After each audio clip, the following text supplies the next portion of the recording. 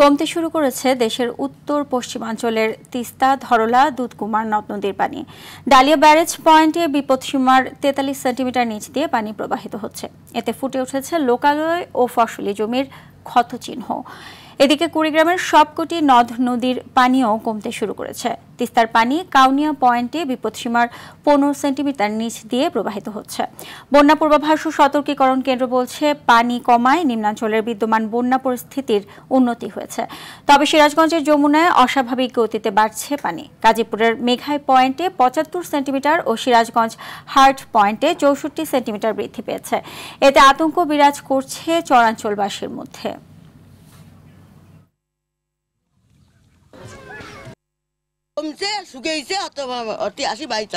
নদীর স্রোত বেশি, ধার বেশি, এর জন্য তো ভাঙচুর হয়ে গেছে।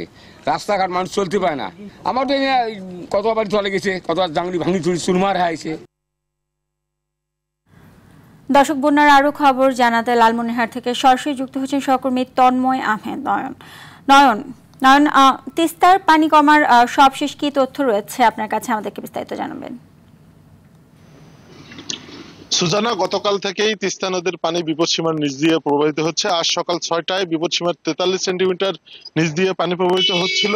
সকাল 9টায় এবং দুপুর 12টায় 45 সেন্টিমিটার নিচ দিয়ে প্রবাহিত হচ্ছে এবং সর্বশেষ বেলা 3টায় 43 সেন্টিমিটার নিচ দিয়ে প্রবাহিত হচ্ছে। সুজানা, এই পানি একদিন মানে সর্বোচ্চ পানি এবারের বন্যায় কিন্তু এসেছিল 35 সেন্টিমিটার উপর দিয়ে প্রবাহিত হয়েছিল বিপদসীমার। এতে কিন্তু নিম্নাঞ্চলের মানুষজন বিপাকে পড়েছে, ঘরবাড়ি ডুবে গিয়েছিল। কিন্তু একদিনের ব্যবধানে যখন পানি কমতে শুরু করেছে, উঁচু স্থানে বসবাসরত মানুষজন এখন তাদের ঘরে ফিরতে শুরু করেছে। এদিকে এই বন্যার কারণে কিন্তু লালমনিরহাটের আবাদি জমি, কৃষি জমি কিন্তু আপনার ক্ষতিগ্রস্ত হয়েছে। ফসল জমি ক্ষতিগ্রস্ত হয়েছে। আমরা কৃষি সম্প্রসারণ অধিদপ্তরের সঙ্গে কথা বলেছি। তারা যেমনটি জানিয়েছে, এখন পর্যন্ত তারা 915 হেক্টর জমির ক্ষয়ক্ষতি চিহ্নিত করতে পেরেছে। আরো কিছু সময় লাগবে, এরপরেই তারা পূর্ণাঙ্গ তথ্য দিতে পারবে।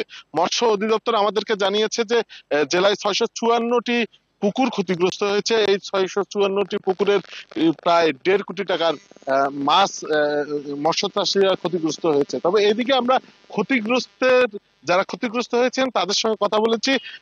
মৎস্য অধিদপ্তর কিংবা কৃষি সম্প্রসারণ অধিদপ্তর থেকে কিন্তু তাদের কোনো প্রকার প্রণোদনা দেওয়া না হয়। তিস্তার এই ভয়াল গ্রাসে যখন তিস্তার চঞ্চলের মানুষজন ক্ষতিগ্রস্ত হয়, সরকারের পক্ষ থেকে তারা প্রত্যাশা করছেন এই প্রণোদনা পাওয়ার জন্য। এই ছিল সর্বশেষ তথ্য।